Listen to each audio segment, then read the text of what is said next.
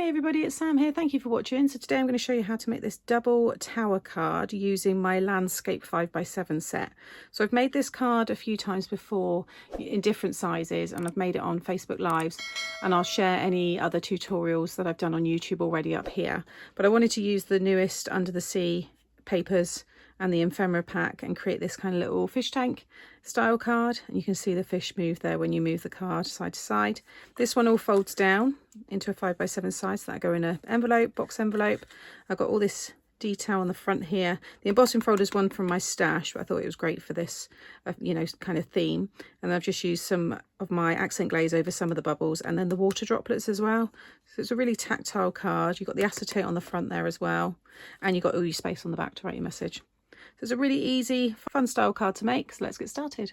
So this is the 5x7 landscape set. This is 5x7 when it folds flat. I will share a playlist here of all of the tower cards so you can see all of the different die sets being used. So I've already gone ahead and cut everything. I'll just talk you through what it is that I've done.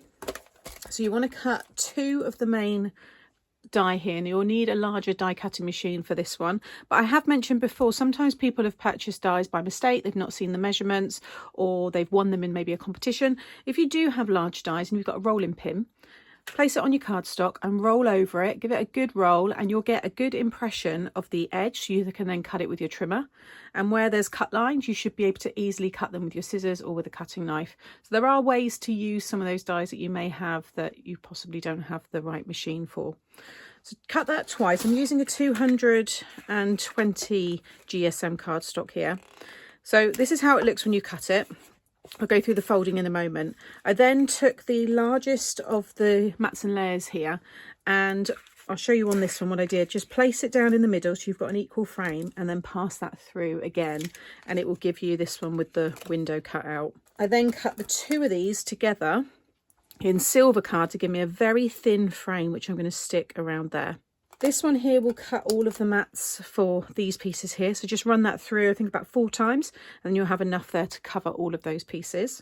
And then for the mats and layers, so I've just used the largest of the side ones here, this one here, but you've also got your smaller one there, but I'm actually using, this is the trim from the paper pad, which I'll show you in a moment, and I'm going to trim that down to size later. You've then got your mats and layers here for these sections. So again, I've just cut the largest one, and then I've just embossed it with a bubble embossing folder that I have in my stash, because that ties in nicely with the theme of the card.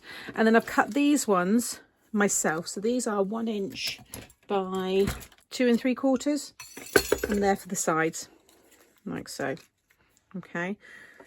So you want to get all those pieces stuck down. I'll do all of those in a moment.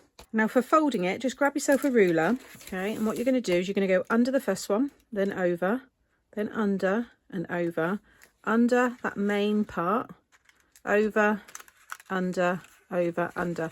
So you want to make sure that you're under at the top and the bottom. Then turn your ruler on its side so it lines up with the fold. You'll see them when it cuts. You'll get these little score lines, and just pinch the ruler all over the fold, and then again on the back side here, like so. And then I like to just use it to help fold there, and then all there as well. And once you kind of, yours look like this, just start to bring it under this left side here, bring it all under, and you'll see this part will all run nice and flush with the side there. So again, I'll show you on this side. You're going to start going under, then over, under, over, under that piece, and then over, under, over, and then under. Again, turn the ruler on its side so you can just pinch all of the pieces, fold on the other sides, and then just slide that under like so.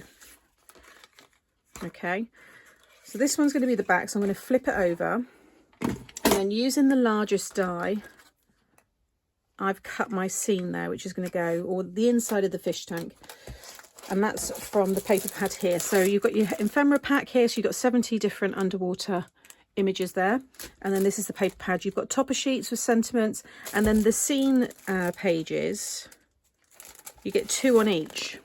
So they're going to work well on a lot of the collections because there's small kind of focal areas. I just thought doing the smaller scenes like this, you can use them on a lot more of your cards and you've got less waste.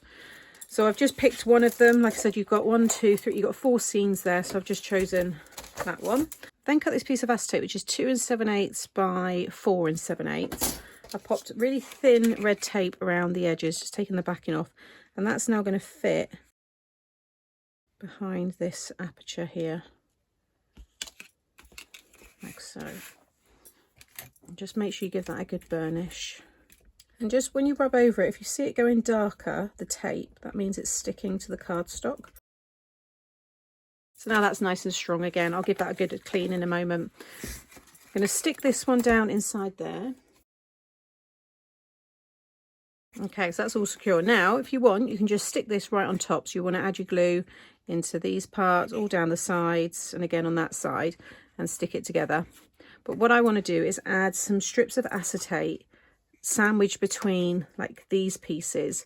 So I've just got the smaller fish to go inside this one. So like I said, it looks like a little fish tank. So I'm just going to cut some thin strips that are about 1/4 of an inch. Probably only need to do it a couple of times. It's a strong acetate, so you want more of a construction acetate that kind of holds itself. If I pop that like so, it's hard to see, but it doesn't kind of just flop down like this. You want it to hold itself like so. And then you can attach your different characters onto the end. So I'm going to use a little tape. Take the backing off and then just pop that on there. So again, you can see that holds itself up nicely. So the idea is that, for example, this one will be maybe like so, but it will all fold flat. So you want to make sure it's not too far over to whatever side. So I want to keep it kind of there. When it all folds in, you want it to still be able to stay flat, lie flat within that area there. So I'm going to just snip off that part there.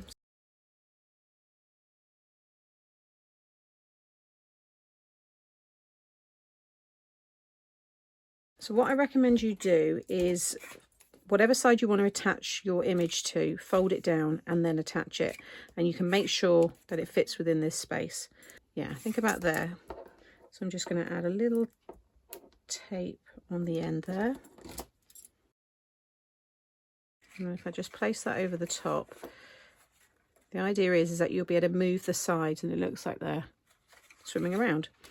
So I like that one. And then the seahorse, it's going to be on this side. So I think he can be a little bit further in.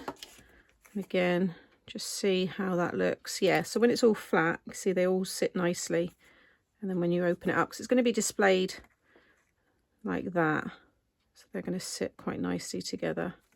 So again, just going to add a little tape to the end. And I'm going to do the same with the fish there as well.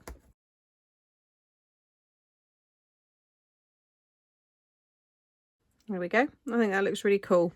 And the rest of the stuff I'm going to build up on the front. So I'm now going to add my glue where I said, so all down, all of here and into these parts here, and then just stick that one over the top.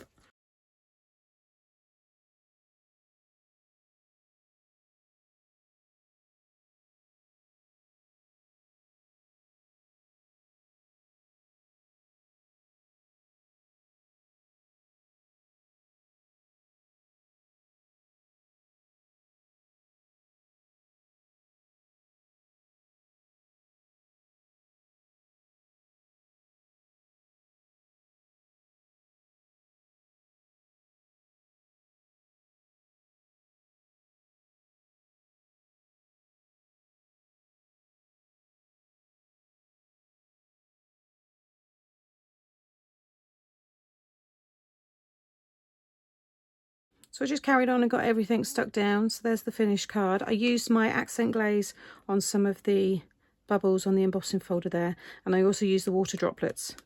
So I've got some of those on there just for some more texture and shine. Added a few of the ephemera and the sentiment hugs and fishes on the front there. You can see how cool that looks. It stands really nicely. And like I said, you've got your space on the back there to write your message.